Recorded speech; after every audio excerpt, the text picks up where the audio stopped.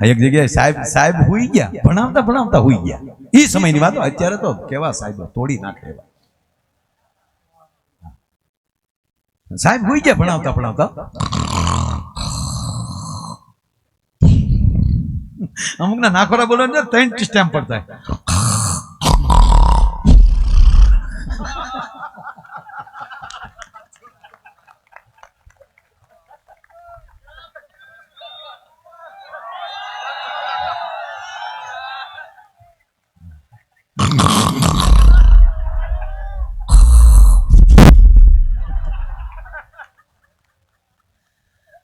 જેમ પેલા ક્યુ ગાડી કેમ ગેર બદલતી એમ ગેર બદલતા.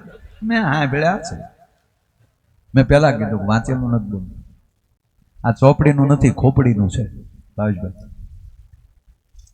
સાહેબ હોઈ ગયા. સાહેબ હોઈ ગયા ને એટલે છોકરા હોય ને એમાં, એટલે એક છોકરા કીધું એ આપણા સાહેબ હોઈ ગયા. બીજો છોકરો શું કે ભલે ને હું ત્યાં ભણવું પચ્યું.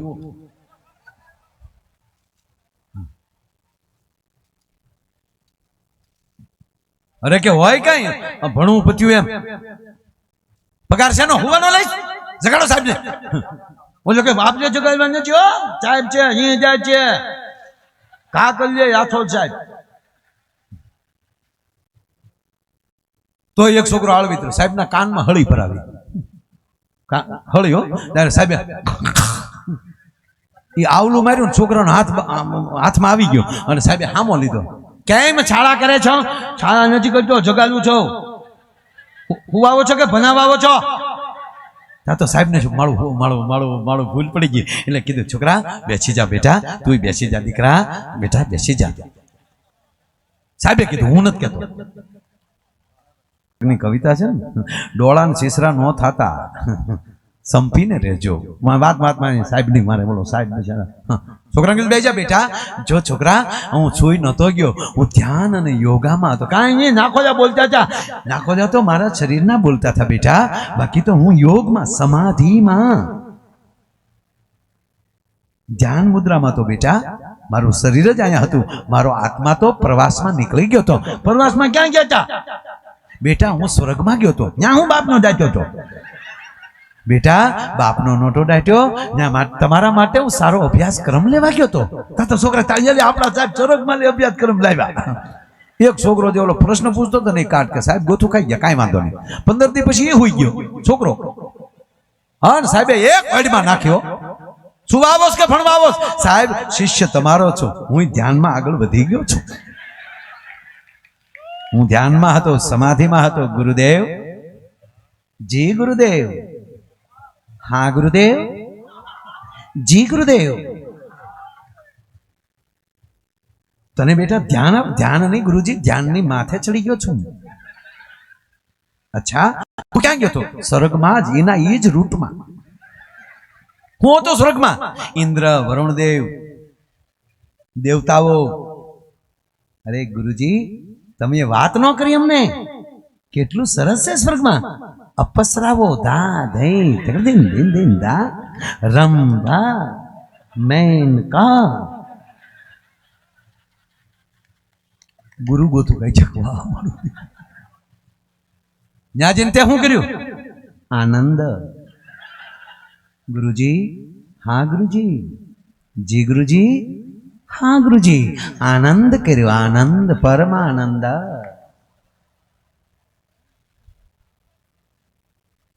બીજું શું કર્યું? બીજું કાંઈ નહીં, તપાસ. શેની તપાસ? મેં ઇન્દ્રદેવને પૂછ્યું મારા ગુરુજી આવે છે? શું કીધું એને? ફોટો છે. હા હા હા સાહેબ બોલવા બેસે તો બહુ વાતું લાગે, પણ આગળ બીજી કાંઈ હવે વાતું નથી કરવી. મૂળ વાત એ છે કે આ જગદંબા દુર્ગાના, આ દુર્ગા ધામનો આ એક ઐતિહાસિક કાર્યક્રમ અને ભાવેશભાઈ થી લઈ અને આખું ટ્રસ્ટ. ખરેખર પ્રવીણભાઈ આવા જે કાર્યો થઈ રહ્યા એ ભારત માટે એક રૂપાળા સુકનો છે. આપણા માટે રૂપાળા સુકન છે. યુવાન મિત્રોને કહું ભણતર બધે મળશે, પણ તમને પ્રેમથી કહું કે જે ધર્મમાં બ્રહ્મા વિષ્ણુ મહેશ અને શક્તિની ઉપાસના ન હોય એ શુક્રાચાર્ય પરંપરા હોઈ શકે, બૃહસ્પતિ પરંપરા ન હોઈ શકે. આ ખાસ ધ્યાન દેજો. ત્રીજી વાત, શિક્ષણ બધી કોલેજમાં મળશે, પણ જે શિક્ષણ સાથે ધર્મની સમજાવવામાં આવે, ફરજની સમજાવવામાં આવે. ભાવેશભાઈ વાત એ કરતા હતા સાહેબ કે અહીંયા એવા સંકુલ ઉભા કરવો છે કે માણસ અભ્યાસ તો કરી શકે પણ વેદને સાથે રહીને ચાલી શકે, વેદની રૂસાઓને સાથે ચાલી શકે.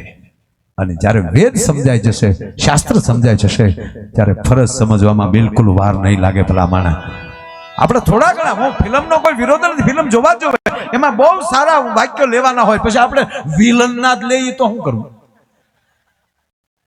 મને કીર્તિભાઈ કાલની વાત તમારી બહુ ગમી. હું કોઈ ફિલ્મનો વિરોધ નથી, વાત હું કહી દઉં, બહુ સારી વાત. આ પુષ્પા ફિલ્મ કેટલાય જોઈ? બધા જોઈ. તાના બીજા અધ્યાયનું નામ કોને આવડે?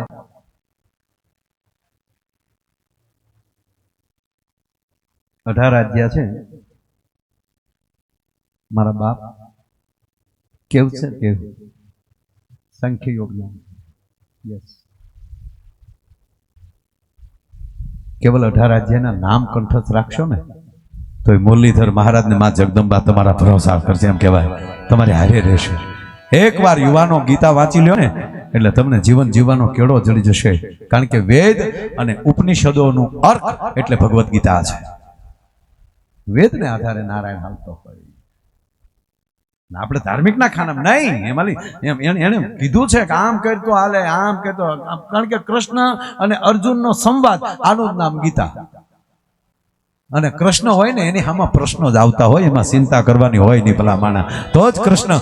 રામ હોય ને ત્યાં જ હામો કોઈ રામ આવતો હોય છે, એમાં કોઈ શંકા નહીં. પણ એટલું કહું, રાવણ આવશે તેથી રામ આવ્યા વગર નહીં રહે, કંસ આવશે એટલે કૃષ્ણ આવ્યા વગર નહીં રહે.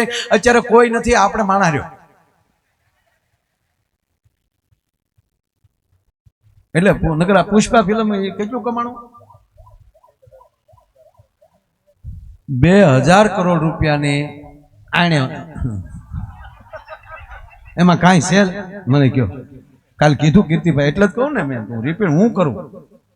પેલા મંજૂરી લીધી તમારી નથી, એમાં હાલતા આવતું મેં નથી જોયું સાહેબ, માફ કરજો. હવે પાછું પુષ્પા 2 એ આવે.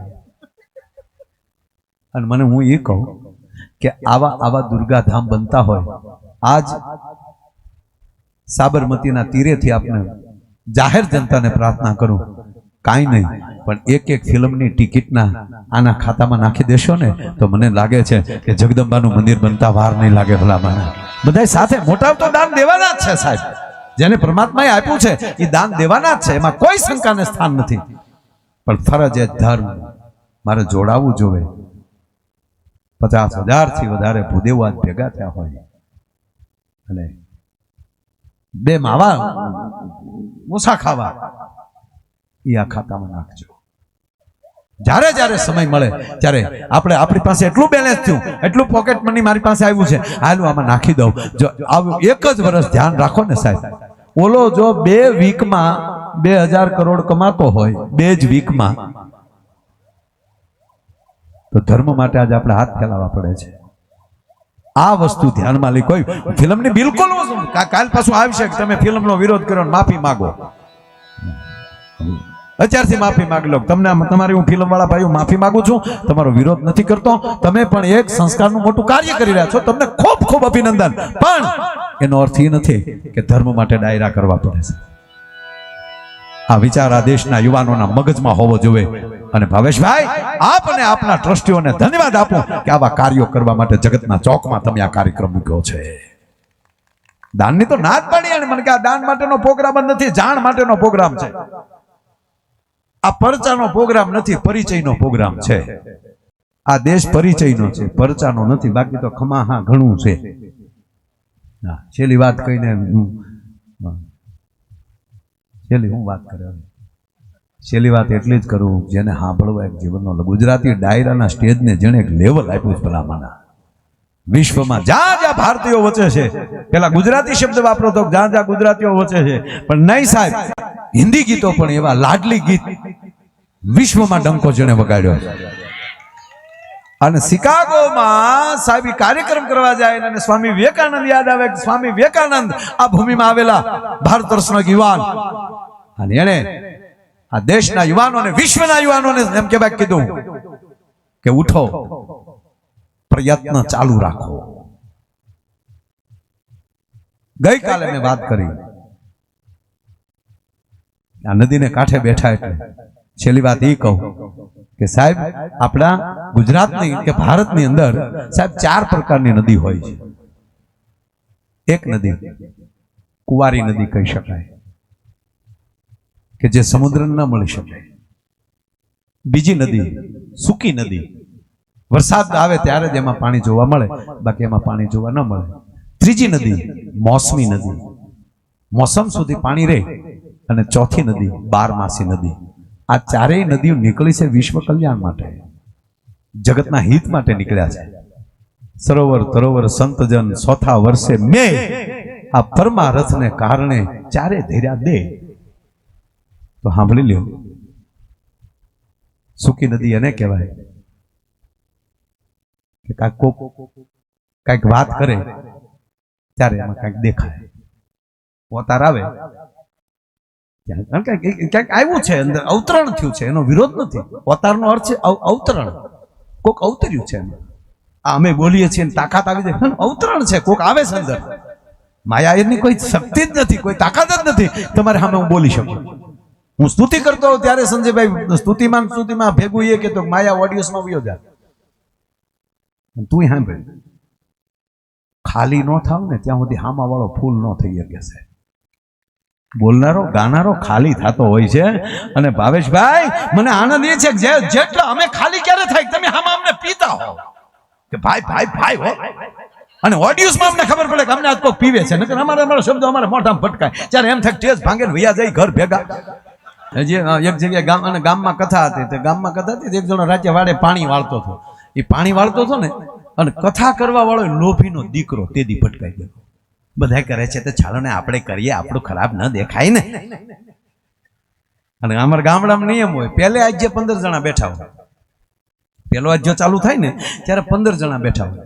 થોડી વાર વડીલો બેસો તો મજા આવશે. ઓકે, વડીલો નથી.